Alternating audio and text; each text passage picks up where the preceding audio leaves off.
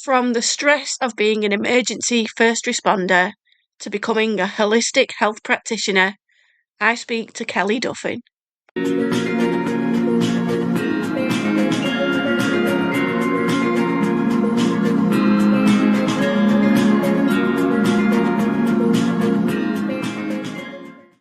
Hello, so I'm joined today by Kelly Duffin, who used to be an emergency first responder and is now a holistic health practitioner.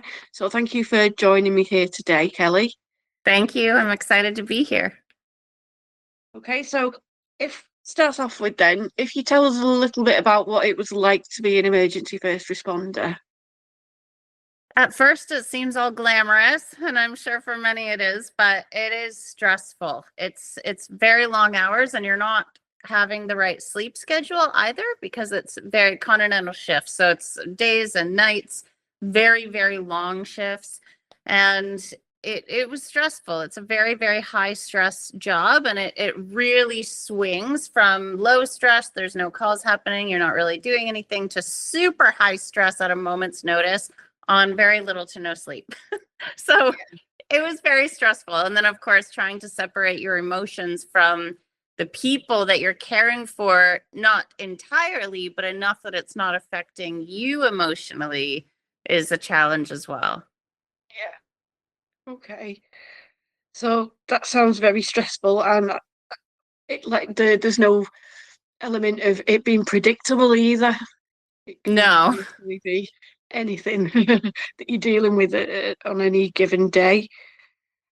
So if you start by telling us a little bit about your experience of when you felt that you were beginning to struggle.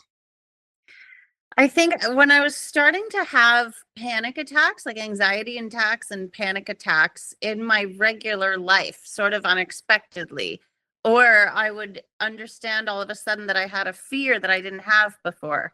Like I went to a hockey game one time, just as a little example, and a very high up seat in the arena. And I used to love heights. I was never afraid of them. And all of a sudden I just absolutely panicked and had to leave. And so I started noticing, okay, there's a problem. My moods are less regulated. Now I'm unable to kind of control my moods. That's when I really started to notice, like things were changing in a noticeable way. Yeah. Okay. And how did you then go from working in that role to becoming a holistic health practitioner? I decided to start learning about health while I was doing that job. Started putting myself into schooling for myself just because I wanted to trust the information I was learning about mental and physical health. My physical health was starting to act up in certain ways too. And so throughout that schooling, I decided to just keep going, and I was collecting credentials that I wasn't planning on using for myself, but it was just a side effect of going to school and doing these things. And one day I was in a talk from the man who founded the Holistic Health Institute that I was a part of. I was listening in a talk, and he said, "Oh, I met him," and he said, "Oh, I see what you've done, like in that institute, you're gonna be a holistic health practitioner, right?" And I said, "Actually, no, I never even considered that." And he said, "Well, you'd be great at it. You have all the credentials, you might as well." And I thought, that's really interesting. And I had healed. My mind had healed based on the things that I was learning. And this was a span of years. Like this was 8 years had gone by of doing this. And my physical health had healed. And so it occurred to me, oh my gosh, I could probably really help people with this. And so I decided to open up my own practice, and I quit emergency services. And that's just what I've been doing now ever since. Hmm. What typically would you do in a session with a client? I look into their subconscious mind, what's happening. So, firstly, if I have a session with a client, I'll ask them what's going on. Like, how are you feeling? What are your symptoms like? What's happening? And based on what they tell me, I'm able to get a picture of what might be going on. And there's a lot usually going on in the subconscious mind, even in terms of physical health. And so I would look at, okay, so what's happening in your subconscious? Are there limiting beliefs happening there? Are physical body is controlled 95% by the subconscious mind. So I would then just speak to them. Every session is different, and every person that I speak to is different as well. So I look at, okay, there are 6 foundational principles that if somebody had balance to at least 80% of the time in their lifestyle, their mind and body would be able to self-correct. So I would go through those. How are you sleeping? How are you eating? How's your hydration? What's happening with your movement? What's going on with the way you're thinking, your thought process? And through all of these, I'm able to see, okay, what areas can I help them in that's going to help them find relief in the fastest ways? So it's a nutshell version, but that's basically what I do. So that sounds like a very rewarding job that you're doing. It is. It's pretty rewarding. I really enjoy it. If I can just help one person, even, never mind all these people I've helped now over the years, but even if I just help one person avoid the years that I dealt with, mental and physical struggles, it's so worth it. A lot of people are dealing with even addiction or eating disorders or, all kinds of things like that that are offshoots of our mental state having a struggle. And so it's really rewarding to see people happy again. Right. So often people who work in healthcare, they tend to not really approach people about how they're feeling and think I'm supposed to be the strong one, I help other people. So if any of the listeners out here are thinking, actually, I'm going through something similar, have you got any sort of advice, messages of hope or anything like that?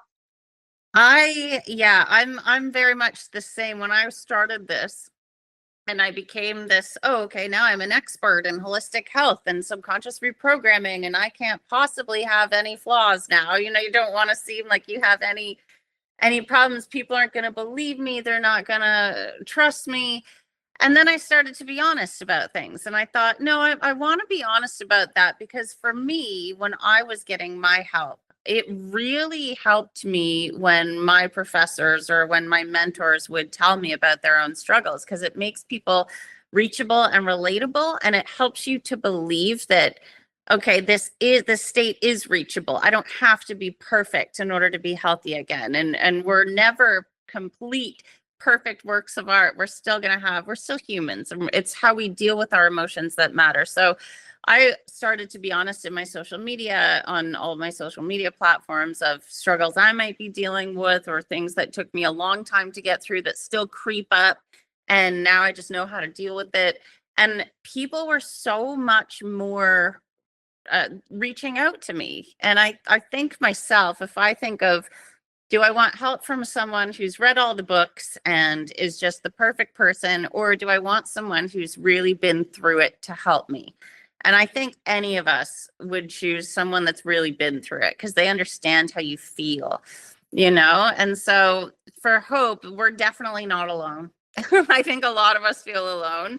And when we feel darkness, it's not permanent. Even when it's overwhelming, there's always a light ahead. And it takes time, and it's okay that it takes time, and it takes one step at a time, and that's okay too. Our emotions are always valid.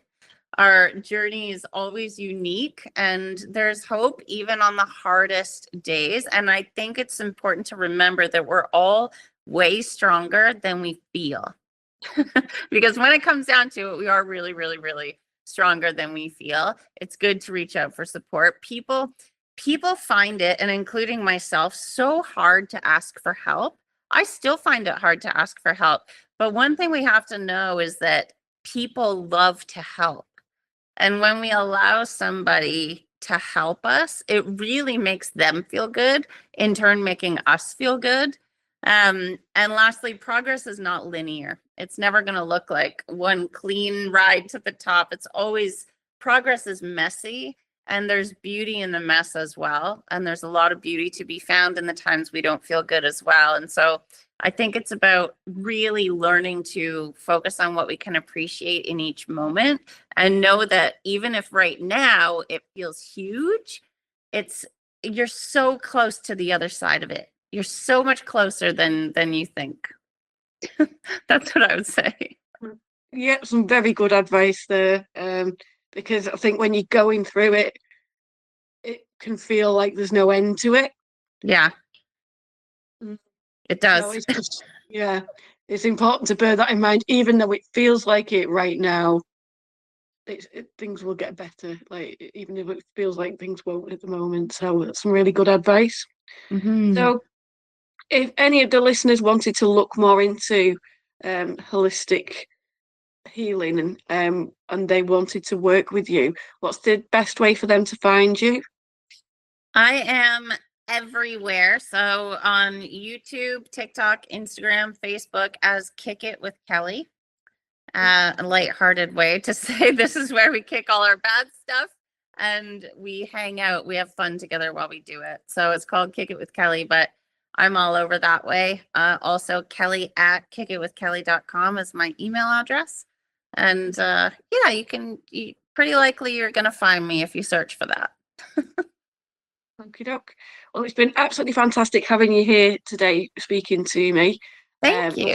Thank you for sharing your experience.